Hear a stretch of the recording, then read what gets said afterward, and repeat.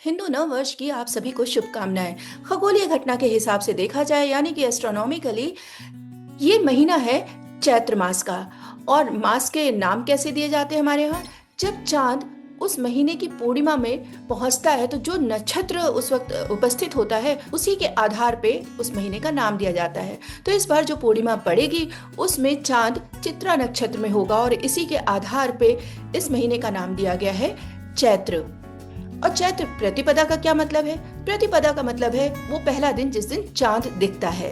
तो आज है चैत्र प्रतिपदा की शुरुआत। सूर्य एक एक नक्षत्र में एक महीना रहते हैं और वहीं चांद का रिवोल्यूशन टाइम बहुत कम है, इसलिए वो एक महीने में सारे नक्षत्रों को कवर अप कर लेते हैं। तो आज का प्रथम दिन है माता शैलपुत्री के नाम। तो कहानी शॉर्ट में ये है कि राजा दक्ष की पुत्री थी माता सती। राजा दक्ष ने अपने घर में हवन रखा जिसमें शिव जी को नहीं बुलाया। अपनी अवहेलना देखते हुए, अपने शिव की अवहेलना देखते हुए उन्होंने उसी यज्ञ में अपने प्राणों की आहुति दे दी और फिर उनका पुनर्जन्म हुआ हिमालय के राजा के घर।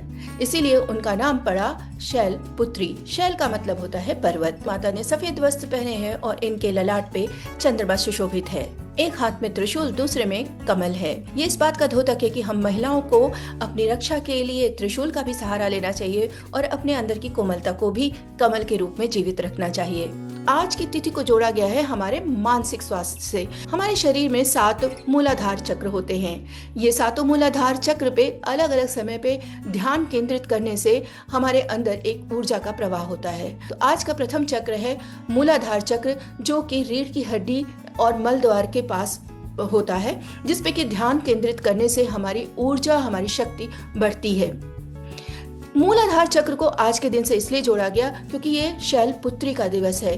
पर्वत एक जगह अडिग होता है और उसका आधार बहुत स्ट्रांग होता है। उसी तरीके से हमें आज के दिन अपने आधार को बहुत मजबूत करना चाहिए और इससे हमारे अंदर एक नई शक्ति और ऊर्जा का संचालन होता है। मूलाधार चक्र आपको सीखना चाहिए, उसे प्रैक्टिस में लाना चाहिए। आज के दिन संकल्प लिया जाता है। संकल्प किस बात का? संकल्प का मतलब ये नहीं है कि आपने अक्षत लिया, फूल लिया और भगवान को चढ़ा दिया। आज किसी ना किसी एक अच्छे कार्य को करने का संकल्प लीजिए। यानी कि नए साल पे रेजोल्यूशन कोई नया कॉन्सेप्ट नहीं है, ये हमारे शास्त्रों में बहुत पहले से है। सबसे अच्छा संकल्प आज के दिन यही होगा कि हम ध्यान लगाना शुरू करें। आज के लिए बस इतना ही। कल हम बात करेंगे माता ब्रह्मचारिणी के बारे में।